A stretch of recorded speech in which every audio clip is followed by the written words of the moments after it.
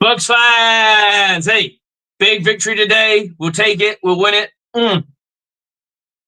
Enjoy your tomorrow. Enjoy your victory Monday.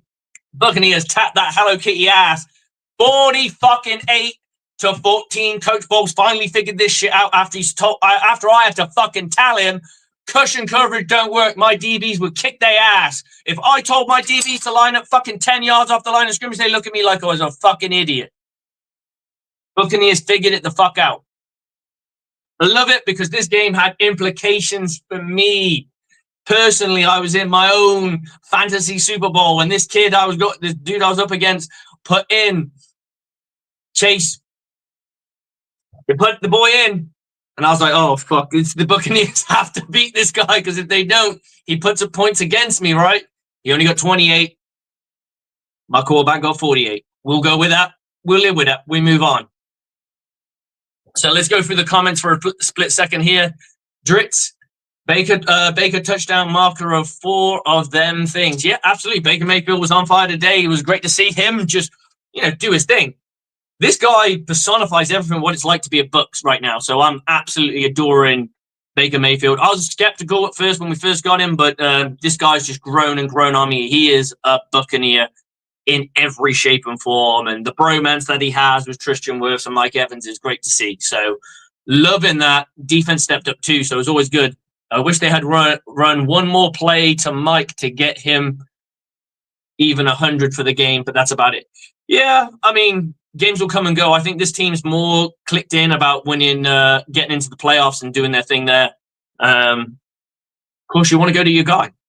We always want to go to our dudes. We always want to help everyone eat. We always want to get everyone their stats. And it's easy to do on offense than it is on defense. But yeah, Mike Evans, we want him to get the 1,000. Why? Because we've been seeing it since 2013, right? We've been seeing it since he entered the league. So we want to see more of it. Super Steve, Laser Mayfield. Now I like that. That's nice. There's a bit of sexualness in that. Brian Nation, yes, absolutely. Hey guys, enjoy it what it is. We know we're going to wait for the Atlanta Falcons to fucking fall down because they ain't fucking rising up. We need that shit to happen.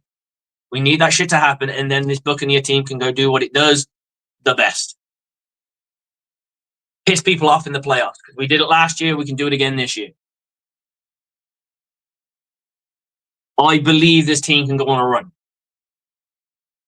But we have to stop playing that bullshit 10 yards off the line of scrimmage bullshit for our corners. It helps nobody. In zone coverage, we can't keep spot dropping. My guys don't spot drop, and they play Division I football now. They don't spot drop. They fucking lock motherfuckers up.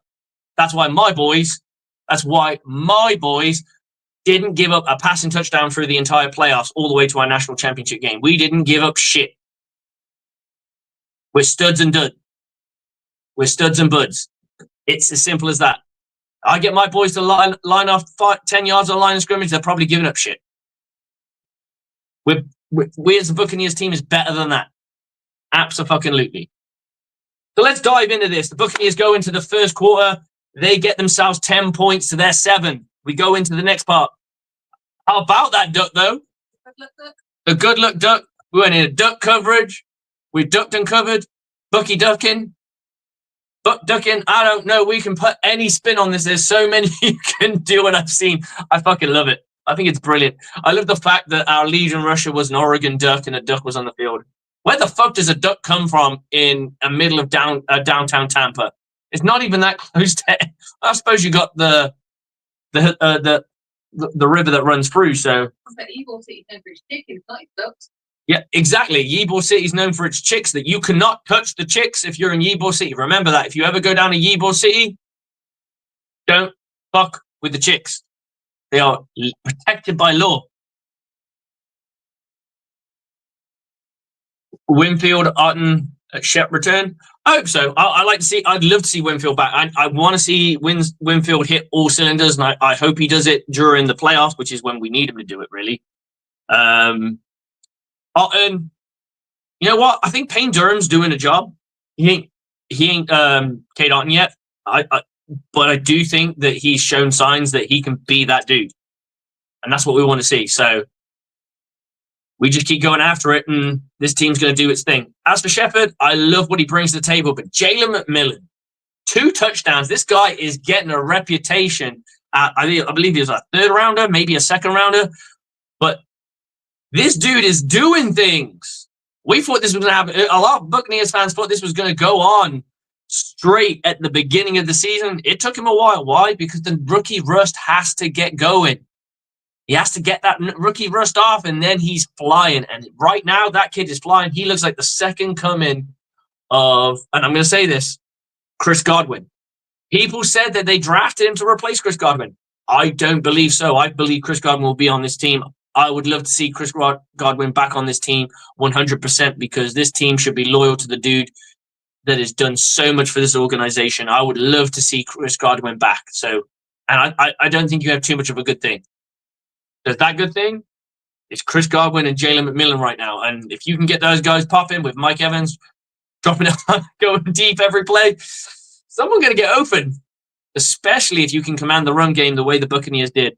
Great win for the Buccaneers, and they go into the second quarter 7. They win that one 17-7.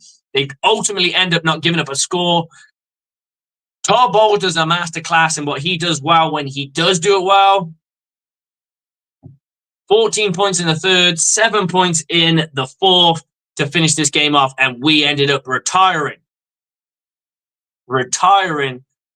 our boy Baker Mayfield to allow Kyle Trask, or some as you like to call him, Kyle Trash, to go and throw the ball around a little bit, or hand the ball off, to go and finish out this Buccaneers win. So let's go and talk about the stats of the day and what the Buccaneers did on the day of this game. We'll talk about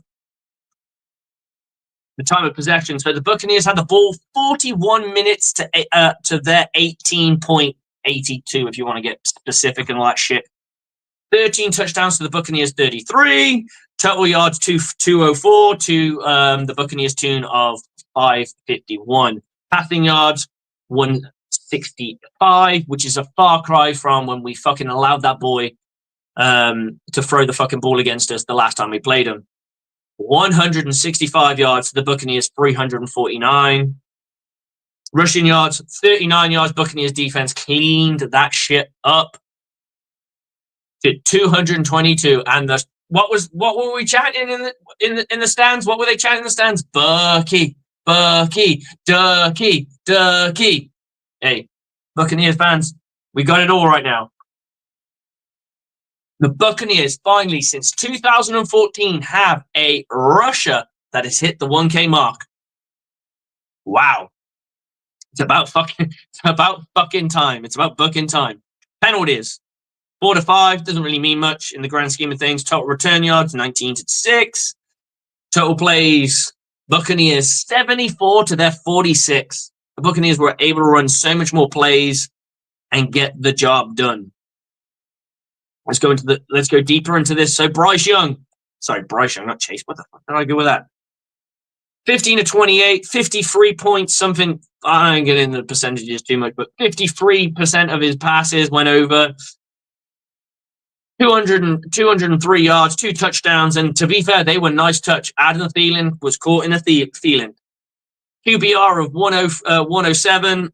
Mike Boone rushing. Let's go into the rushing stats. Mike Boone 2 of 11. Valvis Jones Jr. 1 of fuck all. Bryce Young 2 of 8, and Rakeem Blackshear 8 of 20. Buccaneers dominated. It was just done. I already feel bad for Rattler. He's got to face a pass rush today, but rest. Hey, I hope Shaq comes out. I don't think we're going to get the Shaq of old, but I hope there's some stored energy, some pent-up aggression, and finally feeling free to go and play some ball, I would love to see Shaq have a 2-sack game. I would fucking love it. Devin Culp showed up. Absolutely, Christopher Cole. He did show up and he did his thing.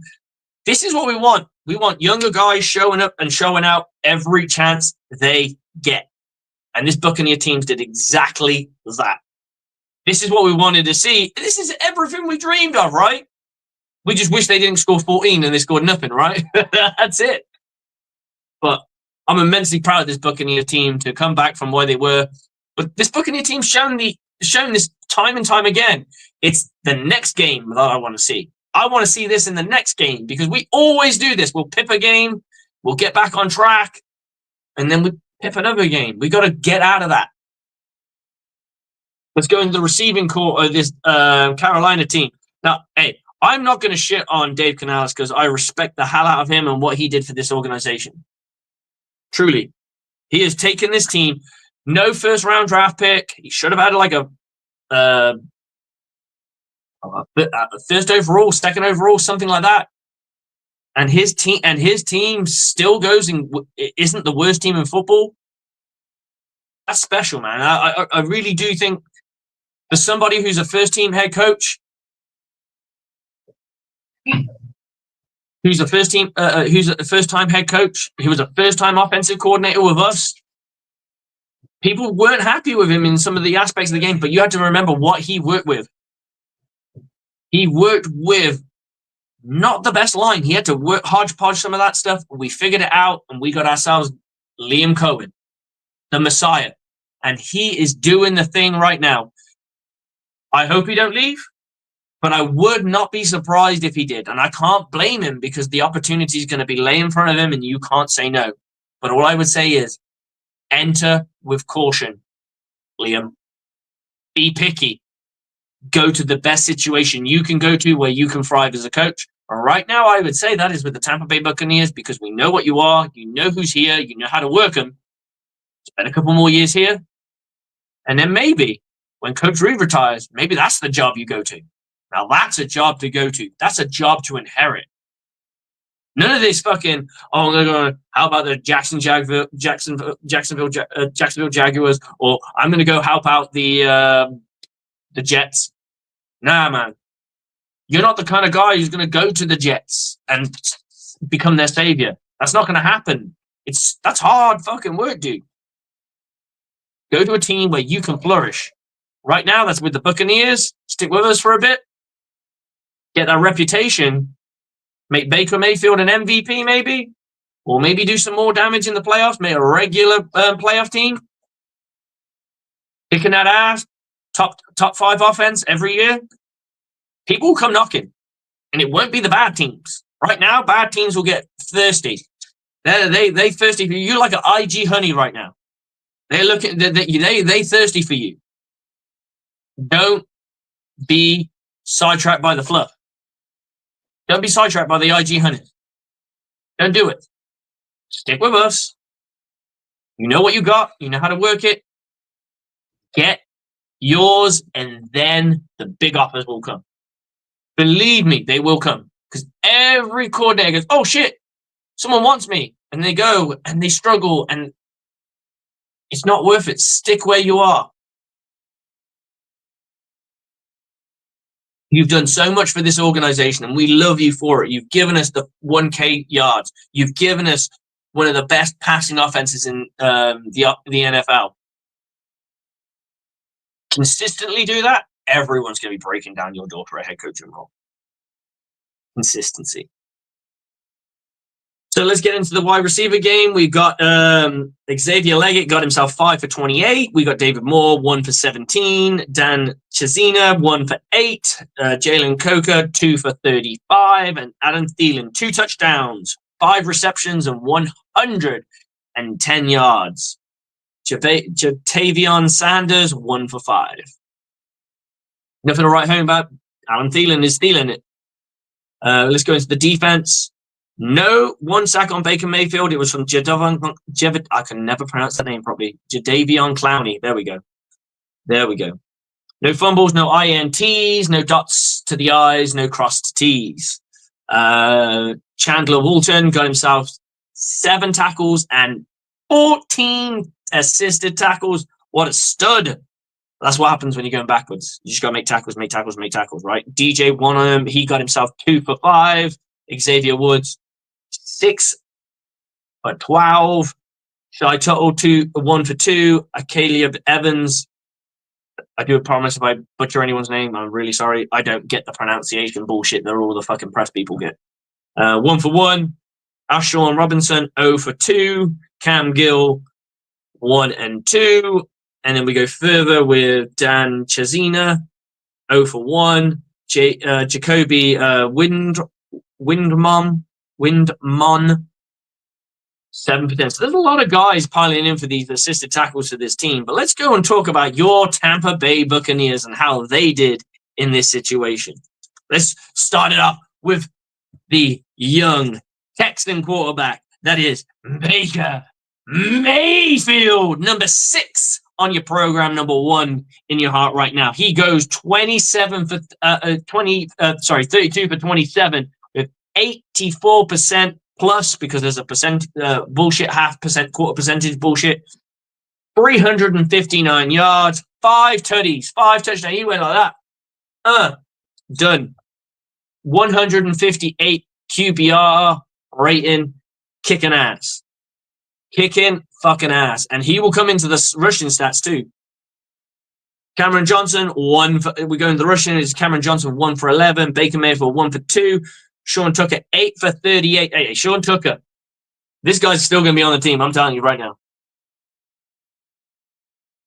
Rashad White, I think his contract's up, so I don't know what the Buccaneers are going to do there, because Rashad White will probably get paid somewhere. Not as a lead back, but as like a high-end backup. Rashad White, 6 for 30. Jalen McMillan, 1 for 6. Kyle Trask, 3 for -2. Bucky Irvin, 20 for 113 yards.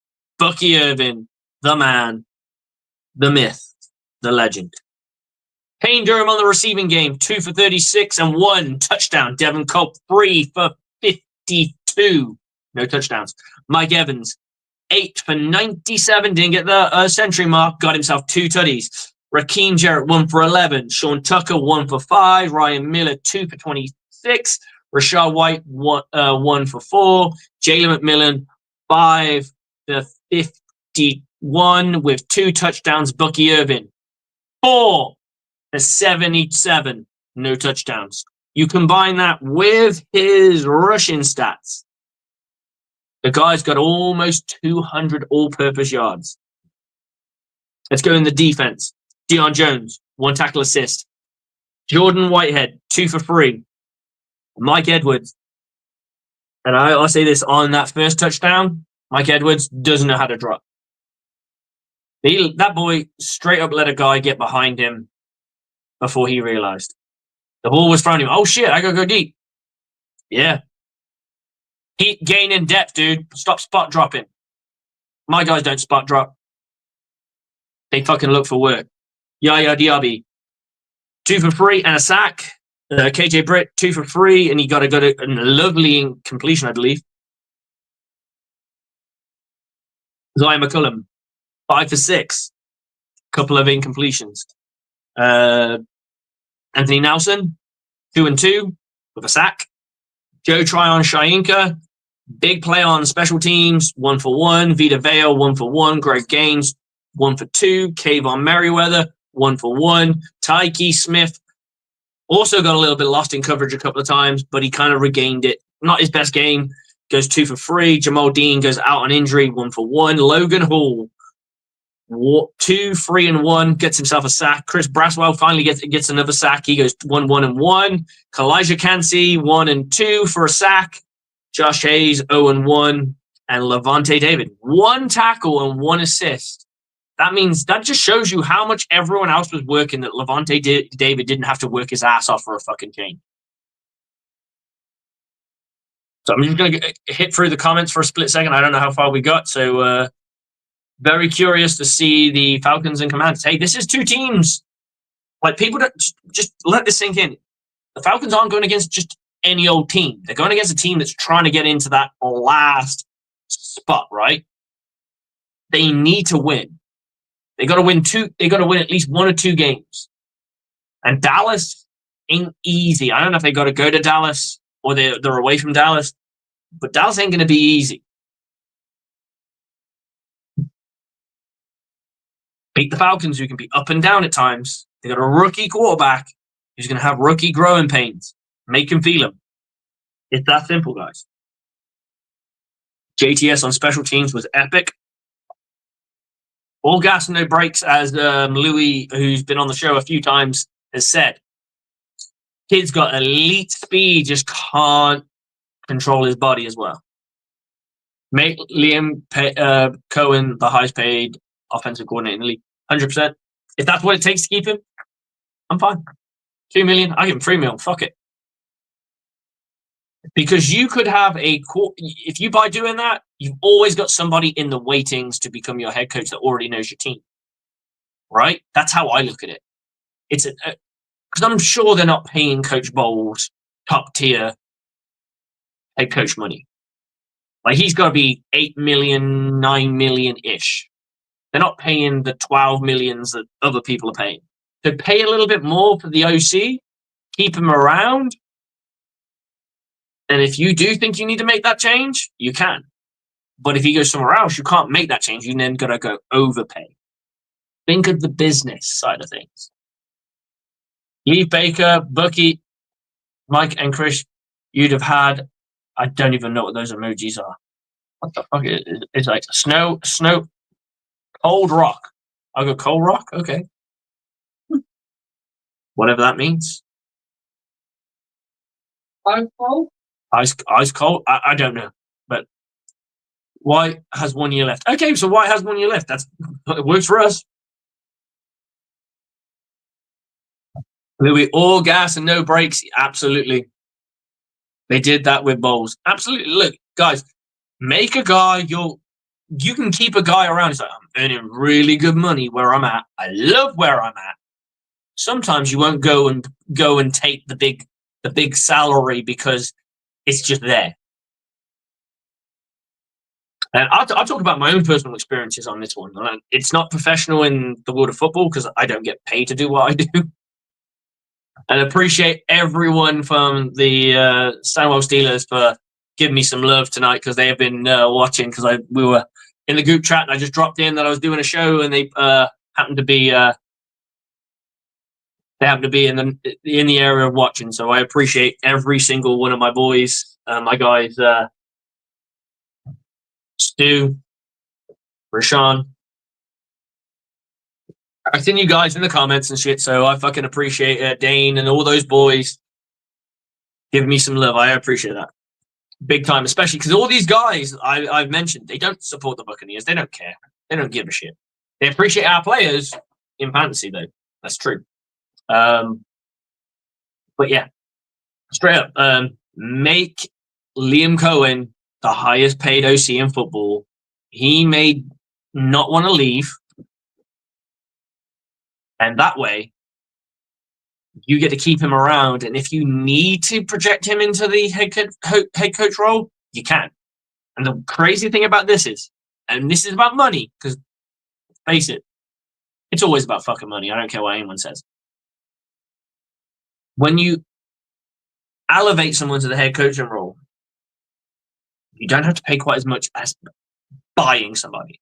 So if you hire in-house, everyone who owns a business will know this. The amount you pay, I'm going to make you from supervisor to manager. All right. Let's say that the argument is when you bring in a manager, he's going to be at $30K for the sake of argument. You can bring him in at 29, 28. But if you bring somebody outside the business, it might cost you 32. One knows your team, one knows your system, one knows everything about you because he spent time with you. You've grown with him. It's time to give him the job. That's beautiful. And if not, Okay, you just overpaid a little bit on an offensive corner. Hey, I will go back to this. If the Giants were smart, they would have overpaid Saquon and put that boy fucking Daniel Jones on the 1-year prove it tag. And do you know what they'd find out? They'd still have Saquon Barkley, and they can move on from Daniel Jones. But they didn't listen to me. They knew better than me. Of course they didn't listen to me. They didn't listen to fucking anyone. They made stupid decisions. Let's go back through some of these. Slick just driving back from Atlanta from the watch party. Teresa is my queen. She is the goddess of all that is football. Me and Teresa did a show back in the day. So I say back in the day, it was only a few years ago. And I truly appreciate my gal. And I was very, very fortunate to spend some time with her when I was in Tampa. Even if it was only for a short minute, I really appreciate it. So big love to you, Teresa. And you're always welcome on this podcast whenever you want. You just go say your name. I'm like, my girl's coming on.